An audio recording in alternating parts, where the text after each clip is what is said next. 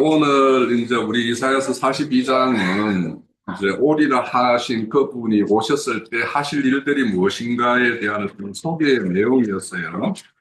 그런데 이제 우리가 아까 그 성경을 폈으니까 그 요한복음 9장의 말씀을 쭉 읽다가 네. 가장 중요하다라는 부분을 이렇게 형제님이 딱 네. 남겼어. 아, 그런데 네. 내가 그거를 오늘 전거 시작할 때 내가 언급을 하려고 메모가 된 구절이라 이것도 이렇게.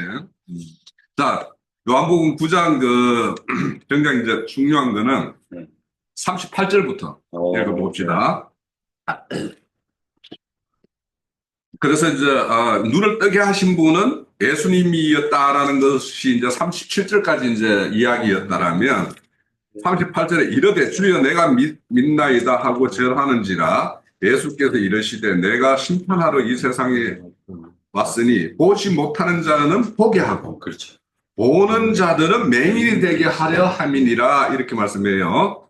40절 바리새인 중에 예수와 함께 있던 자들이 이 말씀을 듣고 이르되 우리가 맹인인가? 예수께서 이르시되 너희가 맹인이 되었다면 죄가 없으려니와 너희가 온다고 하니 너희는 죄가 그대로 있다 이렇게 말을 해요. 그러니까 뭐냐면 여기서 죄라는 것은 너희들이 나 예수가 누군지 오리라고 하는 메시아가 누군지 나는 알아 하는 사람 안다라고 하는 사람들이에요. 그런데 정작 눈을 뜨게 한 예수님에 대해서는 믿지 않는 게 죄라고 이야기하잖아요. 그렇죠? 우리 저 요한복음 16장에 가면. 그런데 정작 그들은 지금 여기에 맹인이라고 한 사람은 날 때부터 맹인이었다라는 것은 뭐냐면 선민 사상으로 보면 날 때부터 그 선민 이스라엘 족속의 어떤 혈통을 타고나면 선민이 되어버리는 거죠. 그렇죠.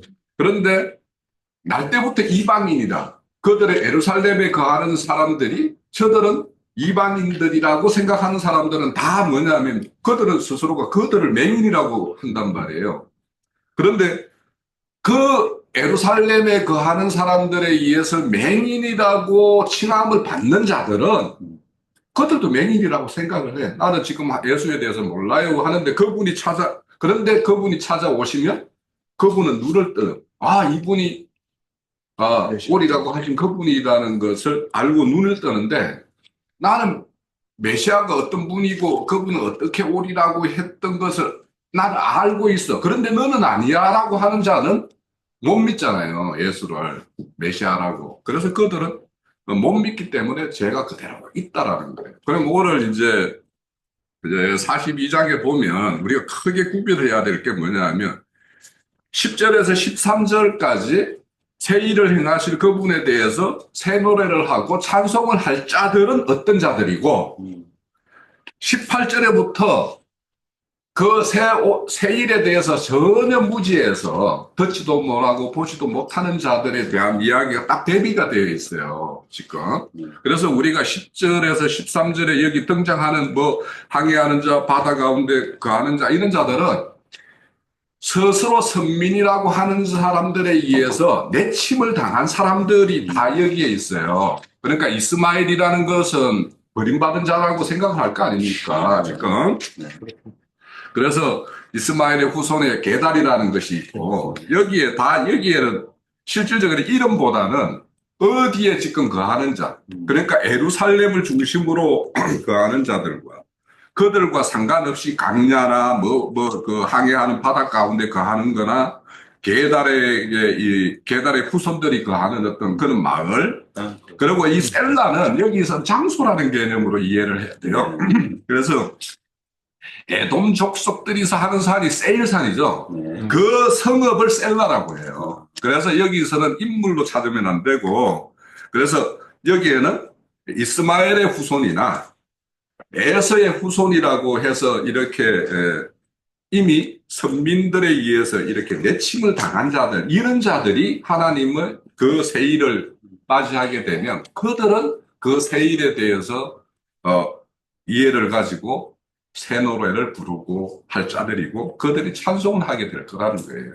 그런데 이제 13절에 보면 그 찬송에 참여하지 못하는 자들, 그들은 하나님께서 용사가 되고 전사가 되어서 그들을 이렇게 내치게 될 것이다. 그들을 대적하게 될 것이다. 라고 말씀을 하는 거예요.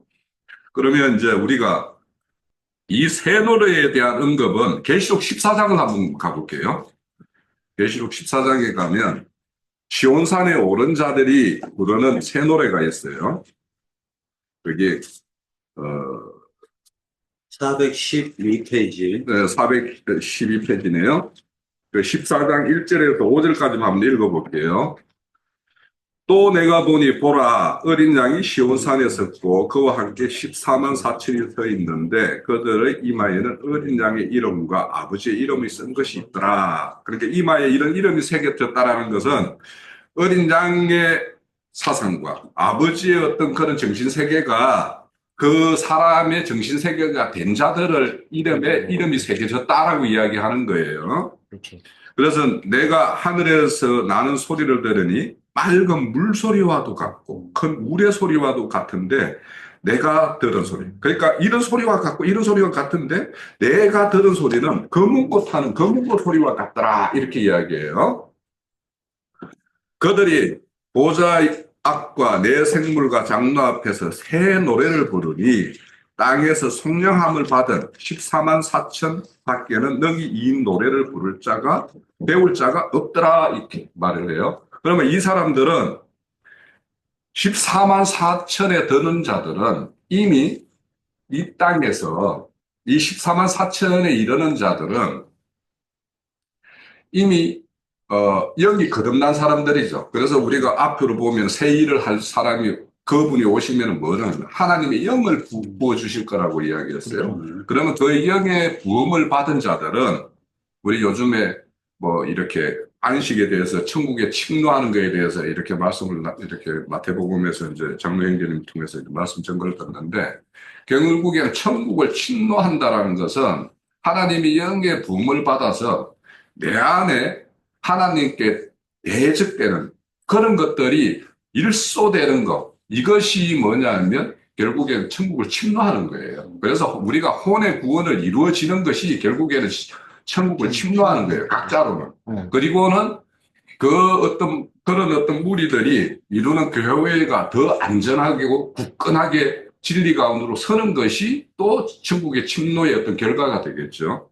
그래서 이런 자들이 부르는 노래가 새 노래라는 거예요. 그러니까 새 노래는 아무나 하는 게 아니에요. 그래서 오늘 이 말씀은 다 예언이에요. 지금 뭐 42장에 보면 하리라 하리라 하리라 하리라 이렇게 기록이 되어 있어요. 그러니까 지금은 뭐냐면 역사적으로 바벨론에 포로 잡혀가 있는 유대인들이 그분이 오면은 그 바벨론으로부터 바벨론을 시켜줄 것이라는 거예요. 그럼 그것이 이제 그 구원이죠. 구원이에요. 그래서 이제 먼저도 이야기했듯이 우리가 세상으로부터 나오는 바벨론과 종교계로 상징된 바벨론으로부터 바벨론 하는 것이 다르다라는 거예요. 그래서 우리가 세상으로부터 부름을 받아서 종교계에 와가지고 이렇게 종로로 하다가 그거로부터 벗어나는 바벨론을 이루어야지 우리가 이 시온산 14만 4천에 가입되어 가지고 세뇌를 부르는 거예요. 그런데 지금 10절에서 13절까지 게달에 거하고 뭐 셀라에 거하는 자들은 여전히 세상에 거하는 자들이 그들의 어떤 하나님의 영의 부음을 받으면 찬송을 하게 될 것인데 지금 18절에서부터 나오는 맹인들은 지금 스스로 본다고 하는 자들이에요. 그러니까 바벨론에 거하는 자들이에요. 그러니까 이 자들은 여기에서 나오지 않으면 더 배나 지옥 자식이 되어 있는, 그래서 듣지도 못하고 보지도 못하고 이렇게 되는 거죠. 그걸 이제 오늘 이렇게 말씀하시는 건데, 그런데 이제 우리가 여기에서 노래한다라는 말이 있고 찬송한다라는 말이 있어요. 그죠? 우리 10절에 보면 참 노래를 하는 것과 찬송을 한다라는 것이 이게 같은 의미일 수도 있고 조금 새겨보면 약간의 어떤 의미상의 이제 차이가 좀 있을 수도 있고 그럴 것 같아요. 그래서 노래를 한다고 하는 것은 우리가 이 죄는 뭘 말 꽁알꽁알 거리면서 말을 계속 반복한다. 쟤는 막 뭘 노래를 불러 막 이런 말을 하죠. 네. 그거는 이제 그게 저는 이제 어떻게 하냐면 우리가 모든 것이 일상화되고 보편화되고 그 어떤 사람의 어떤 정신 세계가 그냥 그거에 젖어져 있는 상태, 완전히. 그래서 이거는 내면으로 이렇게 내면화되어서 그 사람의 어떤 일상이 되어 있는 상태, 이런 것을 이제 노래라고 한다라면, 찬송이라는 것은 어떤 특별하게 우리가 경험을 한 일이 있죠. 어떤 사건들을 통해서, 아, 하나님이 이렇게 일을 하셨고, 그거에 의해서 내가 이런 것이 되었구나. 내가 이렇게 어떤 일을 당할 뻔했는데 이런 걸로 인해서 내가 이 길과 극복이 되었구나. 뭔가 자기가 체험적으로 어떤 특별한 사건을 통했을 때 그때 나오는 이렇게 터져 나오는 어떤 찬송, 그런 거에 어떤 의미가 좀 이렇게 있지 않을까. 그래서 결국에는 이 찬송과 노래는 서로 찬송이 쌓이고 쌓여서 노래가 되고, 노래를 하는 사람에게 또 하나님은 더 큰 은혜를 부어주심으로 인해서 찬송을 이렇게 펴져나오게 하고, 이것이 이제 우리 믿는 자들에게는 노래와 찬송이라는 것이 서로 선순환이 되어서 결국에는 하나님의 이렇게 온전함을 이루는 어떤 그런 것으로 이제 저는 이해가 좀 되어졌어요. 자, 그래서 이제 그런 어떤 찬송을 이렇게 여기 새 노래로 노래를 하고 찬송을 할 자들은 뭐냐면, 그분이 오셔서 새 일을 하실 일을 자신이 경험했을 때만이, 또 자신의 어떤 인생을 통해서 이런 것들이 체득되었을 때만이 이렇게 나올 수 있는 새 노래고 찬송이다. 그래서 제 닉네임이 뭐예요? 시온의 새 노래죠. 시온의 새 노래가 어디에서 그냥 나온 게 아니고, 아까 계시록 14장에 14만 4천이 배운 노래를 부르는 사람들의 어떤 그 네임에서 내가 딴 거예요. 그래서 우리는 다 이렇게 그분의 어떤 새 일을 통해서 새 노래를 하는 자, 또 찬송을 하는 자가 되어야지 이제 되겠죠. 자, 14절부터는 뭐냐면 하나님께서 이 유다를 바벨론 포로를 잡혀갔어요. 그러면 그들이 그 바벨론 포로 잡혀간 자 그 상황에서 이렇게 신음하는 소리가 들리겠죠. 그러니까 하나님은 애굽에서도 이스라엘 백성들이 바로의 어떤 그는 폭정에 이렇게 신음하고 부르짖는 소리를 들었을 때 하나님의 사람인 모세와 그 형 아론을 보내가지고 출애굽을 시키잖아요.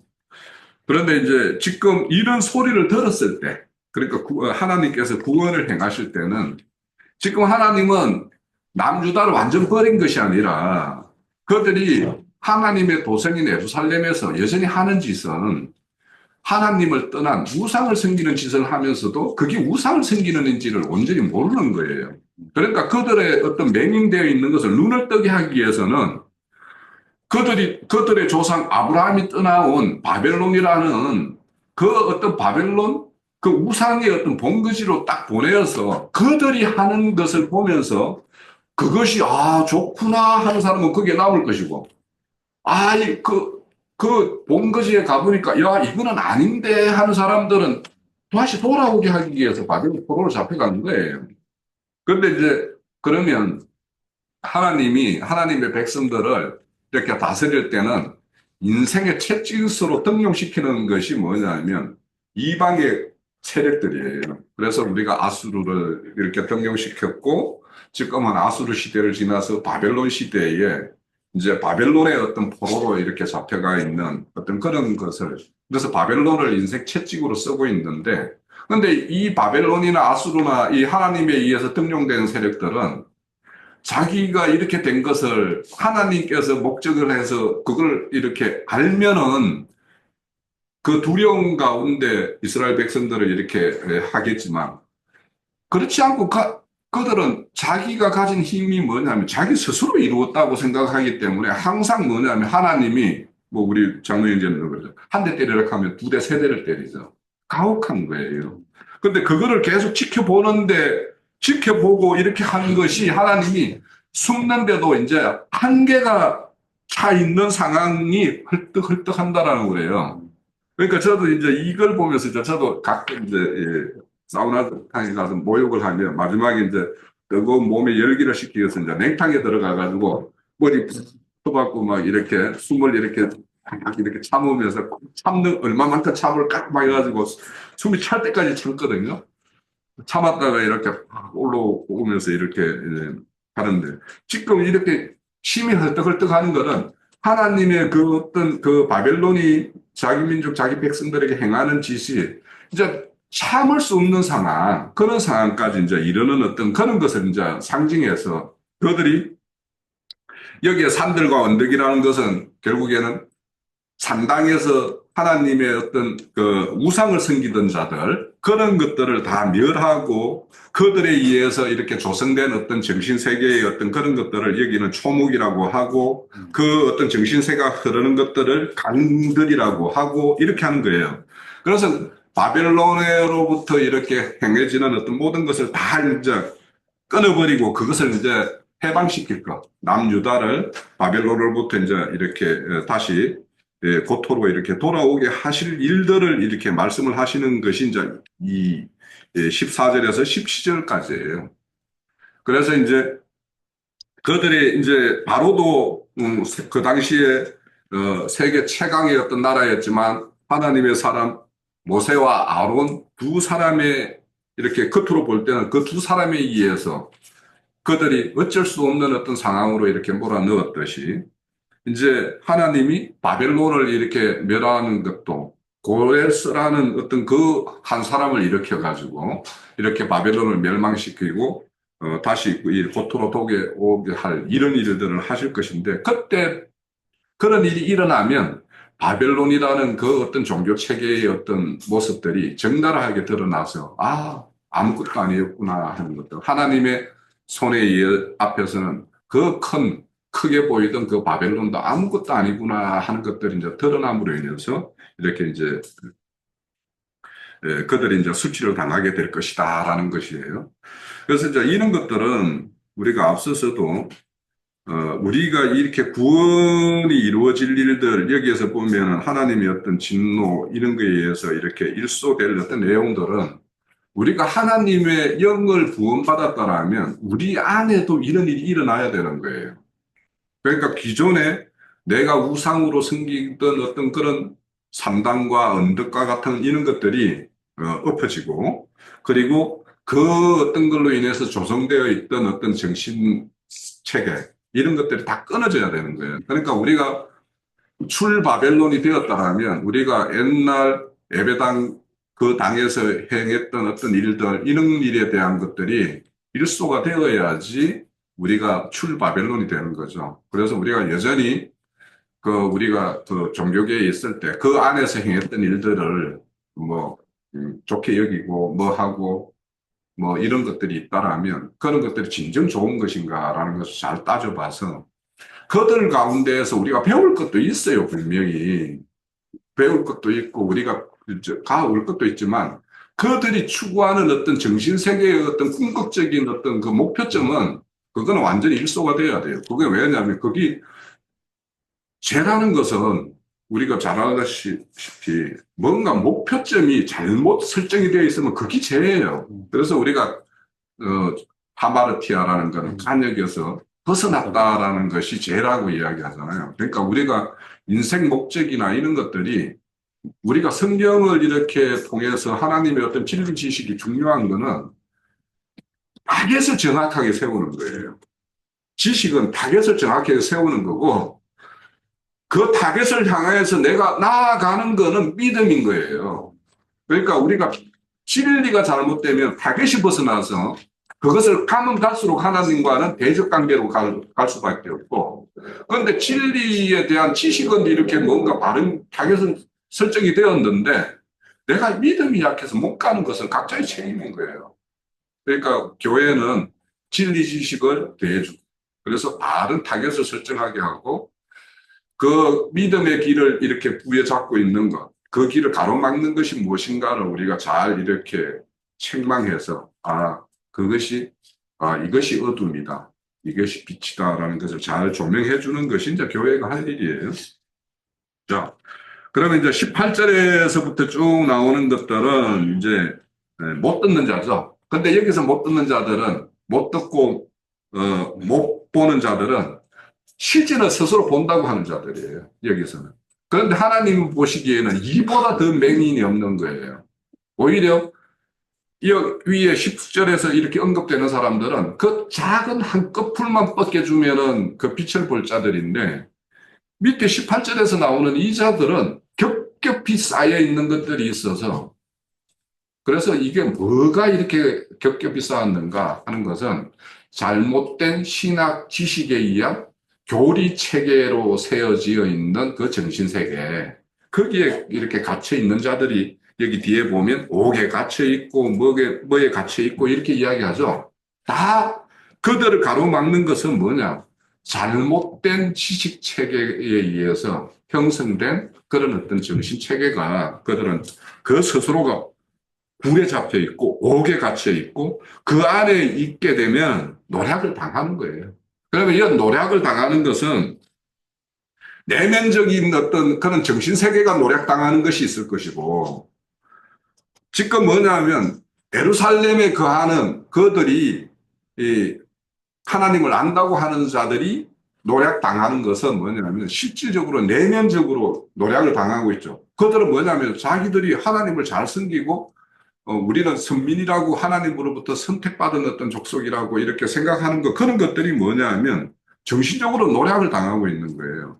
그런데 이들이 바벨론에 가서 이렇게 포로로 잡혀간 거는 겉으로 드러나는 걸로 너희들이 노략당하는 것을 경험해 보라는 거예요. 그러니까 항상 사람들은 자기 어떤 속의 어떤 실상은 겉으로 드러나는 일을 통해서만 속을 보게 되어 있어요. 그거를 체험하게 되어 있어요. 그래서 겉으로 바벨론에 가서 포로로 노예 생활을 해보면서 겉으로 자신들이 있는 것들을 모두 탈취당하고 이렇게 하는 어떤 그걸 보면서 내 정신이 이렇게 그들에 의해서 탈취당하고 있었구나 하는 것을 보게 하기 위한 목적인 거예요. 그러니까 바벨론으로 풀어잡혀간 것은. 그래서 그들이 이렇게 옥에 갇혀 있고 굴에 잡혀 있고 하는 것이죠. 그래서 우리도 지금 이제 우리는 그것을 다 떠나봤지만 과거에 우리가 했던 일들이, 어떤 종교계에 있었던 일, 이런 일들이 얼마나 이렇게 내면적으로 잘못된 그 하나님에 대한 어떤 지식으로 인해서 탈취를 당했는가. 그런데 우리는 그런 걸 일찍 자각하고 거기에서 이제 벗어났지만 여전히 지금도 그들에 의해서 이렇게 종교 행습을 행함으로 인해서 하나님의 앞에 자기 애를 다한다라고 생각하는 사람, 그런 사람들은 여전히 지금도 탈취를 당하고 있는 거예요. 그래서 이 하나님은 이제 이들에게 이 바벨론에서의 어떤 실질적으로의 어떤 경험을 통해서 자신들이 어떠한 일을 탈취를 당하고 있는가 하는 것들을 이제 보게 하는 것이 이제 하나님이 이렇게 긴급하게 그들에게 구원을 행하시는 첫 번째 어떤 걸음이에요. 그래서 우리가 우리의 어떤 그런 각자의 인생 가운데서도 하나님이 나를 어떤 특정한 어떤 사건과 환경을 조성해가지고 거기에 몰아넣어서 그런 걸 경험하게 하고, 그런 경험을 통해서 나의 어떤 내면의 어떤 그런 추구하는 정신세계가 어떠한가를 이렇게 보게 하는 것이 이제 목적이니까, 우리가 각자가 이런 자기가 원치 않는 그런 어떤 환경에 이렇게 던져져 있는 것을 하나님이 나에게 구원의 어떤 손길이라고 이런 이해를 가지면 이제 그러면 여기에서 벗어나기 위해서는 내가 무엇을 이렇게 해야 할 것인가 하는 것은 우리가 말씀 속에서 이제 기록된 말씀 속에서도 수없이 이렇게 기록되어 있어요. 그래서 우리가 옛사람에게 적용되는 것이 뭐냐면 율법이에요. 그리고 여기에서 이제 새 일을 행하심으로 인해서 하나님이 영의 부음을 받은 자에게는 새 법이 적용되는 거죠. 그래서 새 법이라는 것이 결국에는 출애굽할 때에는 하나님이 그들을 어떻게 보호하고 인도했냐면 낮에는 구름 기둥과 밤에는 불 기둥으로 이렇게 하나님께서 인도했어요. 그러면 새 일을 행하시는 이 새 일에 참여한 자들은 하나님의 영을 통해서 그 영에 의해서 인도를 받고 보호도 받는 거예요.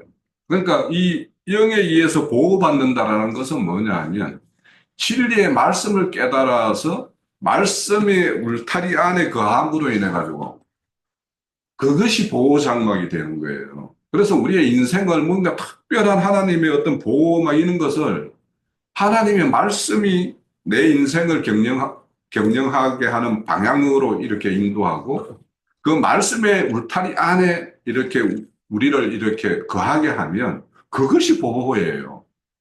그러니까 딴 것이 뭔가 특별한 보호가 아니란 말이에요. 그래서 우리가 이런 과거에 이런 굴이나 옥에 갇혔던 것이 무엇인가 하는 것과 거기에서 벗어남으로 인해서 우리는 어디에 지금 거하고 있는가. 그래서 그것이 나를 어떻게 안위하고 보호하고 있는가. 그러니까 각자가 말씀을 이렇게 통해서 말씀에 의해서 이렇게 삶을 경영해 봄으로 인해 가지고 이것이 진짜 보호의 장벽이구나. 말씀 안에 거하면 그 말씀 테두리 안에 거하면 우리가 큰 재난이나 위협이나 이런 어떤 그런 것들로부터 이렇게 벗어날 수 있구나. 이런 것을 우리가 배워야지 이제 진짜 우리가 과거의 굴이나 옥에 갇혔던 것에서 벗어나서 이제 말씀 세계에 거하는 새 일에 참여자가 되고 새 법이 적용되는 것입니다. 그래서 새 법은 믿음의 법이라고 그러고 생명과 성령의 법이라고 그래요.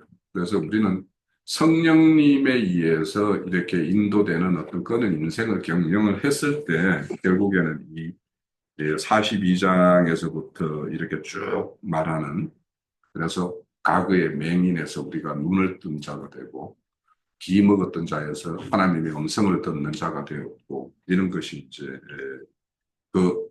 그분을 맞이한 자죠. 자, 이사야서 32장 한 번만 가봅시다. 앞에 우리 천사면이네요. 이것만 보고 이제 마칠게요. 자, 이거 가게 우리가 봤던 말씀이에요. 이제 실질적으로 여기에 보면 보라 장차 한왕, 이 한왕이 지금 1절, 30장 1절에 보면 보라 장차 한왕이 공의로 통치할 것이요 방백들이 정의로 다스릴 것이며 이렇게 할 때 그 한왕이 지금 우리 42장에서 보면은 그분이 오셔서 하실 그 일들에 대해서 말씀을 하죠.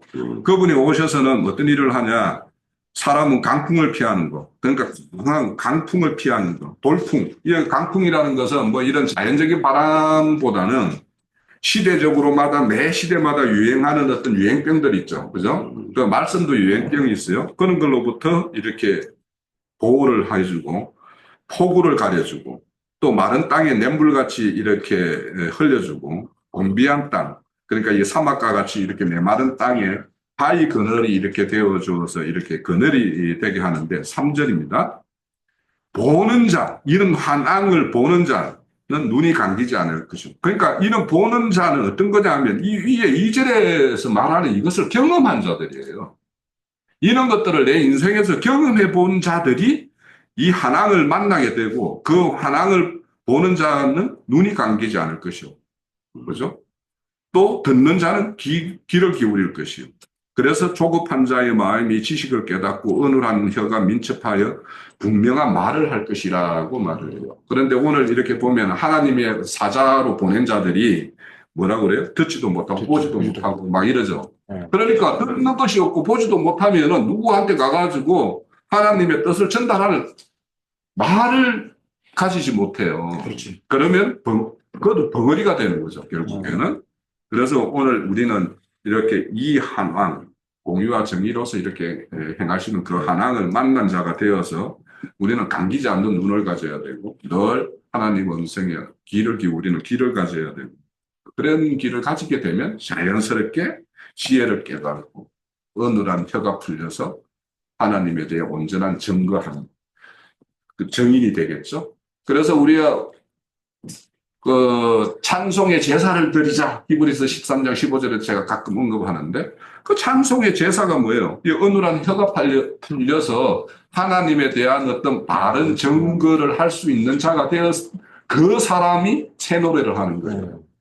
그러니까 새 노래와 찬송이라는 것은 결국에는 하나님이 나에게 내 인생에 개입해서 나를 어떻게 이끌었고 또 그런 사람들이 모인 우리 교회를 어떻게 이렇게 예, 하나님께서 이렇게 머리가 되어서 이렇게 교회를 이끌어 주시는가 이런 것들을 다 체험함으로 인해 가지고 체험함으로 인해서 이제 이루어지는 일이에요. 그러니까 하나님이 행하시는 일들이 각자에게는 각양의 모양으로 찾아올 거예요. 그 모양이 이게 하나님이 나에게 지금 우리가 이렇게 강풍과 폭우와 이런 어떤 메마른 땅에서의 어떤 갈급함 이런 것들을 해소해 주기 위해서 내면의 어떤 그런 것들을 해소해 주기 위해서 나에게 베푸시는 어떤 그런 손길이구나라는 것을 알면 이제는 하나님이 이제 새 일에 본격적으로 그 인생을 이렇게 경영하실 거예요. 그래서 오늘 바벨론의 포로로 잡혀 있는 유대인들에게 주는 말씀이지만 지금 이제 우리 각자에게도 어떤 아직까지 포로 잡힌 부분이 이제 조금이나마 남아 있는 부분이 있을 거예요. 그런 부분도 좀 해소를 받고 또 우리보다도 이제 하나님을 믿는다고 하지만 여전히 이렇게 옥에 갇혀 있고 굴에 잡혀 있는 자들 이런 자들이 우리의 어떤 예수에 대한 어떤 증거 이런 것을 들음으로 인해서 그들이 이렇게 하나님을 다시 보게 되는 그래서 맹인으로서 벗어나게 하는 이런 일들이 우리 교회를 통해서 우리 현재 자매님의 입술을 통해서 이루어지는 어떤 그런 것을 소망하면서 오늘 이 말씀의 증거를 마칩니다. 네, 여기 분자로 이렇게 표현을 해도 되는가를 한번 여쭤보고 싶어서. 제가 조금 할까요? 되는가. 그러니까 여기에 보면 이제 맹인이라는 것은 안전한 맹인이 있을 수가 있고요. 그러니까 우리가 그때부터 맹인이라는 것은 하나님을 아직도 알지 못하는 자라고 하면 이제 그런 것이 있고 하나님을 알면서도 우리가 부분적으로 이렇게 가는 것도 있죠. 그렇죠. 그래서 어떤 부분에 대해서는 이렇게 밝히 보는 부분이 있는데 어떤 부분에 대해서는 이제 여전히 칠흑 같은 어둠에 거하는 부분이 있어요. 그러니까 그런 것들이 우리 안에는 일곱 귀신이 거한다라고 말을 하는 것은 어떤 귀신에 대해서는 우리가 해소받은 부분이 있어요. 그렇죠. 그죠? 우리가 삶에, 그러니까 하나님의 어떤 그 진리 빛을 통해서. 근데 여전히 어떤 거에 대해서는 아직도 흐릿한 부분이 있고, 어떤 부분에서는 아주 깜깜한 부분이 있어서, 그 맹인이라고 하는 것도 이제, 날 때부터 맹인이 있는 것이고, 이제 본다고 하나님에 의해서 이제 영접되어 있지만 여전히 부분으로 이렇게 맹인도 있고, 이제 종교 체계에 완전히 사로잡혀 있는 사람들은 사실은 이제 완전히 모든 부분에서 이제 칠흑 같은 어둠에 거하는 자들, 이제 그걸 배나 지옥 자식이라고 이제 이렇게 말하는 부분이 있을 것 같아서 그래서 맹인이라고 해서 이제 하나님의 영이 완전히 막 이렇게 어, 죽었다? 뭐 상관없는 자다라고 해야 될지 이거는 좀 모르겠다. 저는 그런 생각이 드는. 그렇다는 게 자매들도 10절만 잠깐 할게요. 항해하는 자들과 바다 가운데 만물과 섬들과 거기 사는 사람들아 여호와께 새 노래를 노래하며 땅 끝에서부터 찬송하라 했는데 지금 항해하는 자들은 항해를 하고 있잖아요. 우리가 이거 주님 앞에 이 길을 가는 것처럼 그러면 바다 가운데 지금 바다를 항해를 하고 있는 거란 말이에요. 이게 지금 그럼 바다는 세상이잖아요. 바다는 세상인데 그 바다 가운데에 세상 가운데에 지금 만물과 섬들과 거기에 사는 사람들아 여호와께 새 노래로 노래하며 땅 끝에서부터 찬송하라. 이게 세상에서 분별된 지금 자들이 주님 앞에 항해를 하고 가는 것을 좀 제가 봤어요. 세상이지만은 세상 속에서 지금 우리는 이 길을 항해를 하고 가고 있잖아요. 주님 앞에 갈까지. 그래서 좀 이걸 좀 봤는데 그 요한복음 이게 사복음은 다 있는데 요한복음에서만 제가 잠깐 볼게요. 그 17장 6절에 보면 지금 여기 10절에서 보면 믿는 사람들이란 말이에요. 주님이 구원해서 세상 가운데 바다는 이제 세상이기 때문에 세상 가운데서 주님이 뽑아낸 자들을 지금 주님 앞에 항해하고 가는 건데 17장 6절에서 보면은 6절에서 제가 10절까지만 볼게요. 세상 중에서 내게 주신 사람들에게 내가 아버지의 이름을 나타내었나이다. 그들은 아버지의 것이었는데 내게 주셨으며 그들은 아버지의 말씀을 지켰나이다. 지금 그들은 아버지께서 내게 주신 것이 다 아버지로부터 온 것인 줄 알았나이다.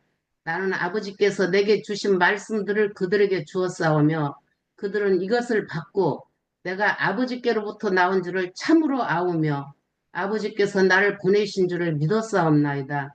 내가 그들을 위하여 비옵나니 내가 비옵는 것은 세상을 위함이 아니요 내게 주신 자들을 위함이니이다. 그들은 아버지의 것이로소이다. 내 것은 다 아버지의 것이요 아버지의 것은 다 내 것이온데 내가 그들로 말미암아 영광을 받았나이다.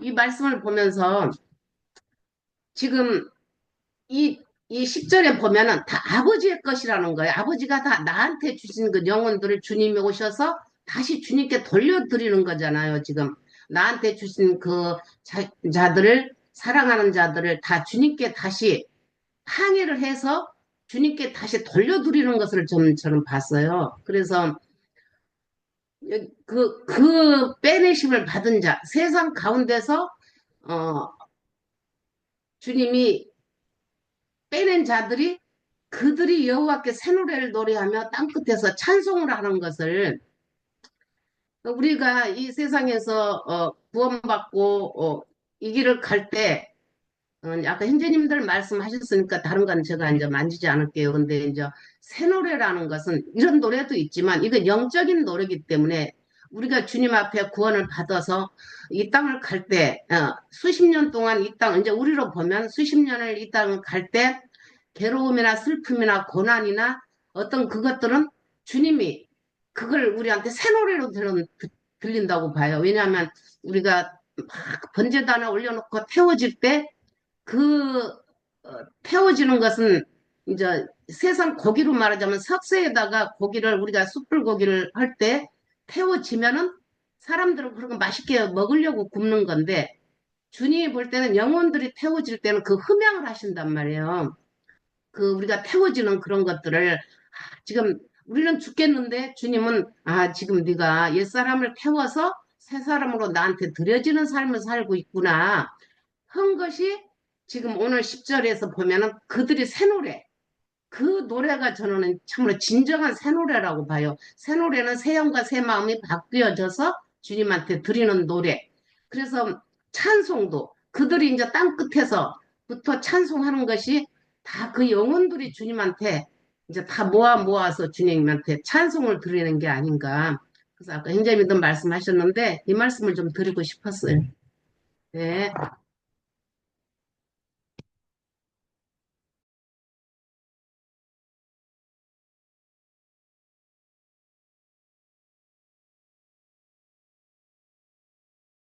형제님 음소거 안 했어요. 그 항해하는 자들을요, 이 자들을 이제 그 우리 일반 교회로 이렇게 될 때 이제 뭐 우리 잘 알다시피 그 노아의 어떤 심판 때 이렇게 보면 방주로도 이제 이야기하고 또 우리 이제 교회를 세상에 이렇게 떠 있는 어떤 배로 이렇게 상징해서 이렇게 표현도 해요. 근데 이제 여기에 이제 전반적인 어떤 흐름상으로 보면 야고보서 13장을 4장 13절을 한번 13절이고 4장 4장 13절에 보면 들으라 너희 중에 말하기를 오늘이나 내일이나 우리가 어떤 도시에 가서 거기에서 1년을 머무며 장사하며 이익을 보리라 하는 자들아 이런 것은 있죠. 그러니까 이 항해하는 것들을 에스겔서에서는 이제 무역하는 것이라고 이야기하고 그래서 두로나 이런 자들을 뭐냐면 성과 성들로 막 이렇게 항해하면서 이제 무역하는 자들로 이제 이렇게 비유해요. 그래서 장사하는 거죠. 그러니까 장사하는 것은 이제 하나님의 어떤 말씀을 이렇게 장사하는 것들로 비유해서 이제 우리 복음서에 보면은 뭐 달란트 비유나 머나의 누가복음에 보면은 머나의 비유를 통해서 너희들 나가서 장사하라 이렇게 하는 부분이 있어요. 그런 부분도 있지만 이제 자신의 어떤 세상적인 것에 이제 취해서 이제 그렇게 두로와 이렇게 시동과 같이 이렇게 무역에 이렇게 하는 것들도 있어요. 그래서 그런 사람들을 다 이렇게 항해하는 자들로 이렇게 표현을 하기도 해요.